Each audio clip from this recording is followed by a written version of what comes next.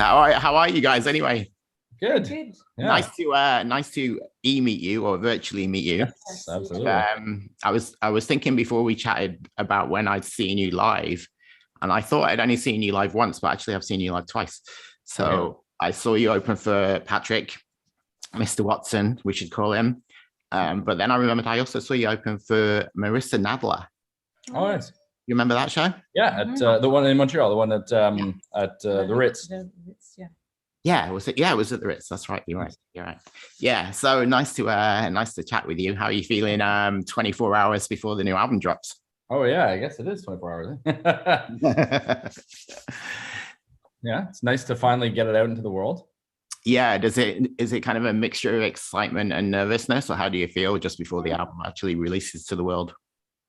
I think it's more that since we're doing a lot of it our own, it's more to like the stress of remembering and everything we should do. Yeah, right. I guess for the music, it's always super fun to share it.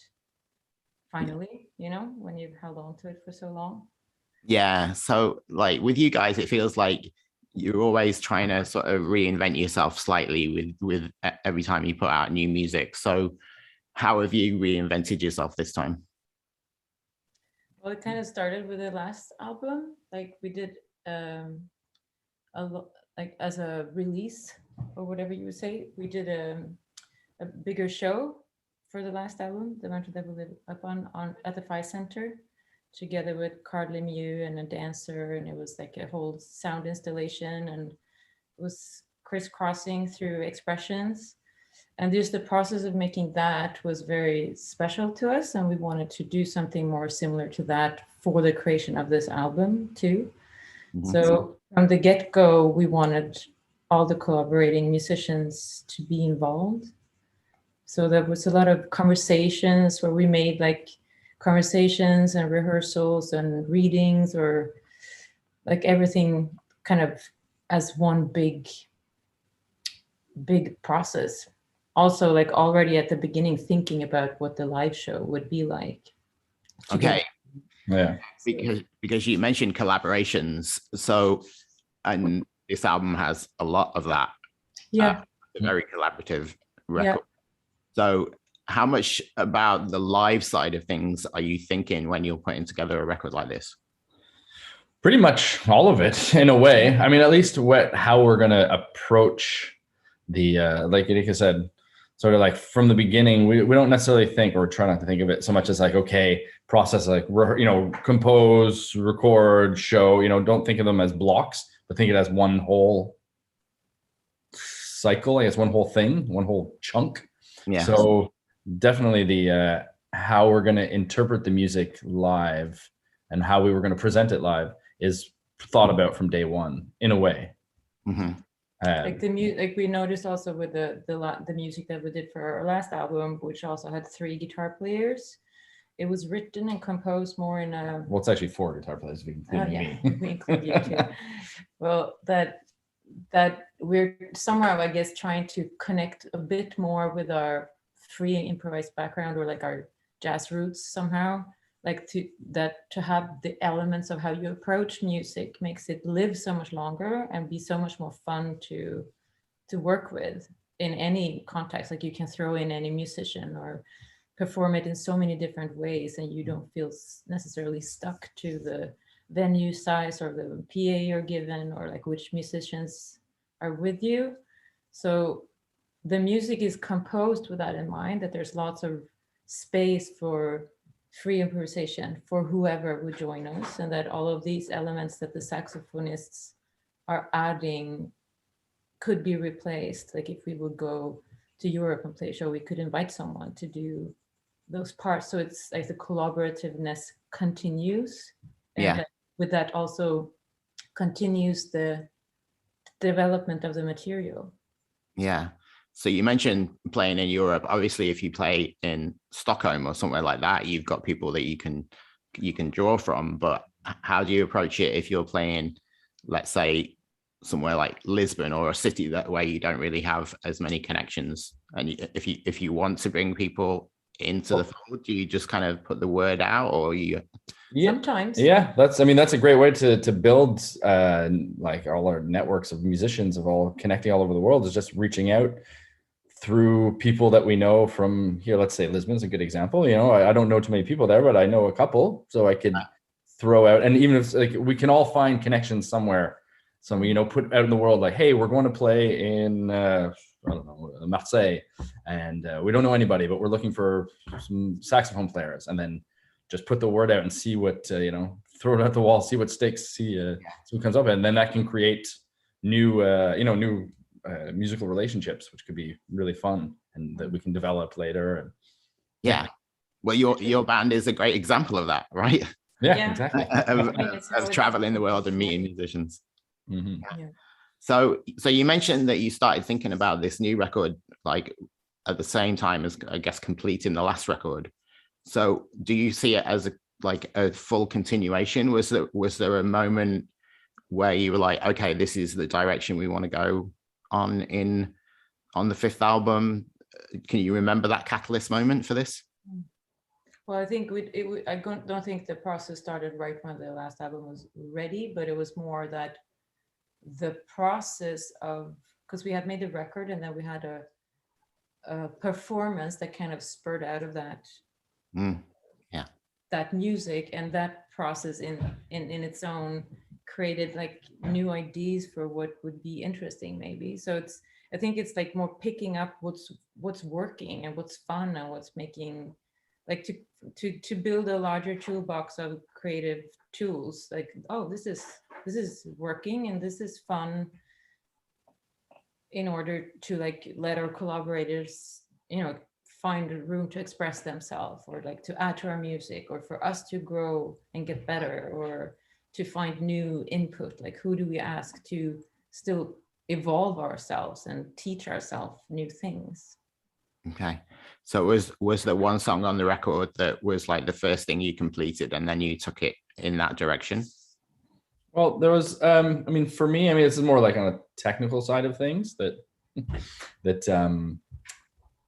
for example, the first song actually ended up being the first song on the record, Bleeding, kind of started as I basically wanted to just sort of shake things up for myself musically. I was starting to get a little bored with my own sound, as we do sometimes.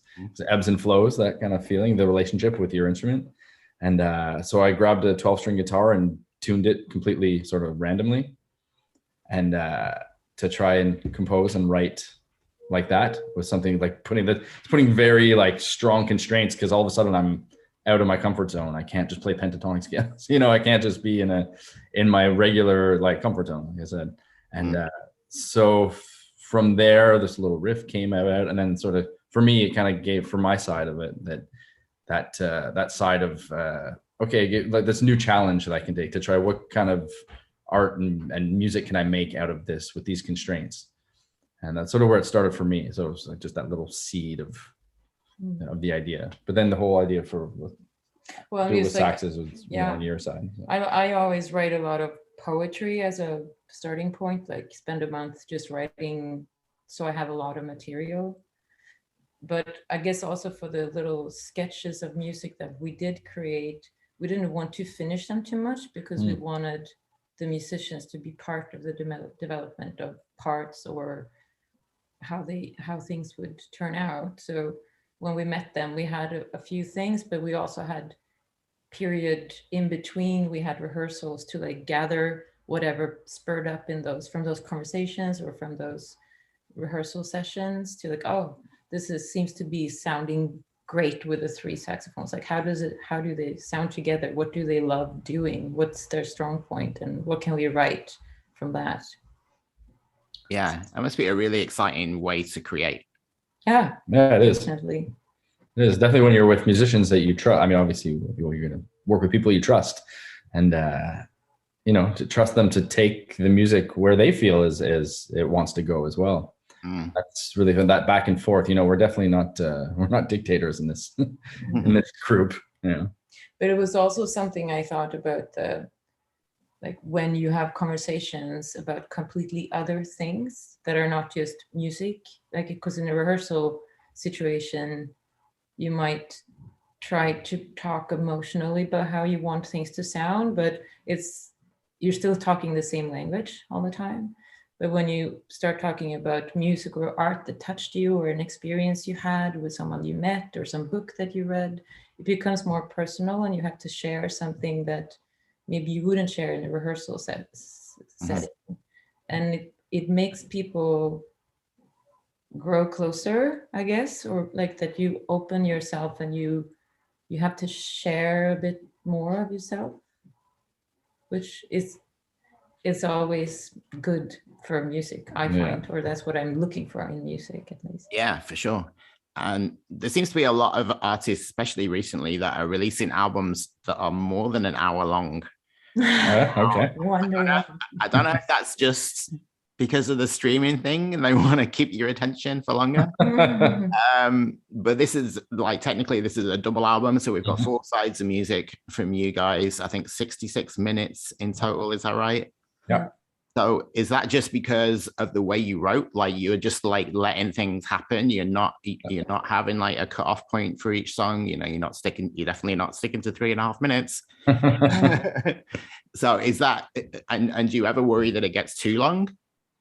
Well, you could, if you had the idea of making an album that should be something specific, I guess. Yeah, we never set out to make it long. No. Yeah, that's what I was thinking. Yeah, definitely not. We just decided kind of on this round to not edit ourselves in a way. I mean, obviously you're editing yourselves all the time, but that anything that we deemed good enough, we want to put out and put it together. We always run into this situation where you have a couple extra tunes, 1 or 2 or 5 or whatever, when you're making a record, and you're always like, oh, I gotta cut that one, I want to cut this one, I want to cut this one. And at a certain point, it's like either you really cut it down, or just say, this time around we just said, let's just, you know what, I don't want to cut anything, let's just go with it all. And it works as a full body of work, even though, and it, you know, I mean, passive listening, it works passively, but I mean, I'm more into like active listening of music. So challenge is maybe a big word, but that, you know, to give somebody something that they have to listen to more than once too. Yeah, so I'm guessing that you think about the actual way the tracks sit next to each other on the album and that whole journey. Yeah, that's always tough. Yeah, so when somebody gets to the end of the record, if they do, like you speak about active listening, if somebody sits there for 66 minutes and pays attention, how do you want them to feel at the end of that 66 minutes? That's a good question. Well, I feel that usually with the response that we're getting from people that listen to our music is that they feel that they've been through a lot. It's been like, oh, you took me here, and then I was there, and then I felt this, and then it was like kind of a sort of a journey, like music that puts you sets you out on a journey. And our songs in themselves are often like that too, that they have different parts, that it's not just one thing. And I guess for me, it comes from that I love contrasts in music. I love when there's not just beauty, there's something that's a grit in it too, and that there's more emotion or more flavor to it than just one thing. And so I guess that I would want someone to feel that they've been through something that kind of, you know, poked you in a lot of different places to like make things a bit softer and open up for whatever it needs to be opened up in each of the listeners, but to make you a bit more aware of something in yourself, maybe. Okay. And how, like we've mentioned collaborators already, how do you find these people? Are they mostly people you already know, or do you start exploring what's out there when you start making a record? I mean, we know Sam, our drummer, well. Jason, who's playing, we know pretty well. Yeah, he's a good buddy. He's a good friend of yours, yeah, good especially. Friend. And we used to share a rehearsal space together. Yeah. So. And then Adam has been around always, but we haven't worked with him before. No. Claire is I collaborated with her just before the pandemic for one song, noticed that she's a fantastic musician, or in that collaboration. So we just got to learn. So it's kind of varying, depending, varying with different people. Mm-hmm. And I know that you collaborated with Radwan from Jerusalem in My Heart. Coincidentally, I'm from the UK, as you may guess. Yeah. He's curating my friend's festival in the UK this summer. Oh, nice. Yeah, a Supersonic festival. Yeah, of course. Yeah, he told us about that. In Birmingham. It's amazing festival. So tell me about that collaboration and what did he bring to the equation? Well, a lot. Yeah, a lot, definitely. I mean, that's another thing about getting out of our regular kind of, what we do regularly, trying to like push ourselves is we've known Radwan for a little while, kind of met more through like the playground. Our kids are the same age. We live up the street from each other. That's how I met Patrick Watson. There you go. Yeah, we were in Hudson with our kids and they were both playing in the playground. There you go. That's why I'm from Hudson as well. Yeah. Okay. So, I mean, I grew up with Patrick. We grew up in the same. Right. In Hudson, it's tiny. But yeah, same kind of thing. So, I mean, Radwan, we've known each other for a little while from around, but more got to know each other through our kids playing in the playground. And and then musically, we'd work with kind of the same engineers the last few years and want to try something new. And I always loved his sound. And whenever we spoke about music, we definitely saw eye to eye a lot on what, just our tastes. We had very similar tastes. And so we want to try it out. And it also doesn't hurt that Hotel Tatango, his studio is right up the street from us. Okay. So you just wanted to use the studio, really? Well, that too. Well, we recorded our last record there as well. Yeah. Okay. Yeah. And it's that room sounds, especially for drums, sounds so good. And the fact that it's Radwan studio as well, it kind of was a no-brainer in the way that it felt good in the studio. We want to work with Radwan. He's he's comfortable in his space. Maybe next time we'll take Radwan and put him somewhere else and take him out of his comfort zone. But I mean, he's definitely felt, or for me also coming from Europe, he has like a different aesthetic, I guess, sound aesthetic, which he's not necessarily from where I'm from, but it just like has different references than maybe more the Quebec aesthetics. Yeah. So it was just interesting to me to like connect with something different, and he's challenging like in sound, like he challenged sound, and he was working sound in a for his own project is like very like aggressive at times, and he has a lot of knowledge about music, and it was great. Yeah, it was great. He's not afraid to push. No, push the envelope, and it when the mix is always easy, which also is really good. Yeah, that definitely. you have to ask a lot of questions and try to find the common language of what do we really want. This doesn't feel right, but what is it that doesn't feel right, and why? And like, can we? So there's lots of like trying things out together and exploring, which is always so refreshing, if it's hard sometimes. Yeah, exciting. So as far as live is concerned, you have a handful of dates that I know about, one of which is going to be at Sala Rossa, right? Yeah. So when you play Montreal, is it different to when you play anywhere else because of the people around you? And obviously you are collaborating with people in the city. Yeah, I mean, this is the only show that we have all the three saxes for, and part of all the stuff that we prepared in our conversations 2 years ago with them is gonna happen, some of it. Yeah, the Montreal show will definitely be the bigger sort of with somewhat of like installation stuff, like different things rather than just a straight up show. And then obviously having all the three saxes, so it's gonna be nice, because the other shows we're gonna go as a quartet with most of them will be with Jason playing bass sax. Yeah. Okay, and then what's after that? Well, we're just working on getting back to Europe a bit, but maybe in the summer, some festivals. It's still hard right now because there's a lot of pressure for everybody's putting out records and wants to play shows, but we're working on it. Yeah. Yeah. And did you get back to Sweden recently? Yeah, we were there in... we were lucky. We slipped in. We slipped in, yeah. in November. Yeah, October, we did November. A tour there. Yeah, same as me. I was back in the UK October, November, and everything shut down again. So yeah, it was kind of nice. Beautiful concerts with lots of people, and it's like normal life. Felt like 2019. Yeah, I went to a show while I was in the UK, and it was just like nobody was wearing masks. Everybody was really close together, jumping up and down and all that. And then a few days later, I was back in Montreal, sat in a chair with my mask on, and I'm just like, what am I doing here? Yeah. That's how we felt too. Yeah. Oh, well, I'm hoping that everything starts getting back to some kind of normality again, and that you guys can get back on the road and just do your thing and take your music out to the world again. But congratulations on another very exciting record. I'm excited for you for tomorrow and the weekend, see what happens. Thanks. And hopefully I will see you in a room at the end of March. Yes, absolutely. It'll be fun. So I'll come and say hi if I see you. Yes, for sure. All right, thanks guys. You can get back to being parents. And exactly. So, all right. Thanks for your time. Yeah, of course. Bye. Have a good one.